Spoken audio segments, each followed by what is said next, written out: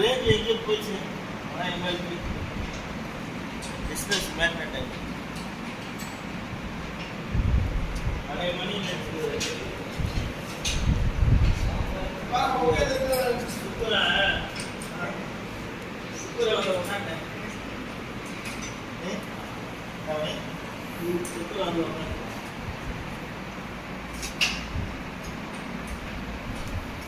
பாயிண்ட்ல கையை விட்டாலும் கட்டு கட்ட தான்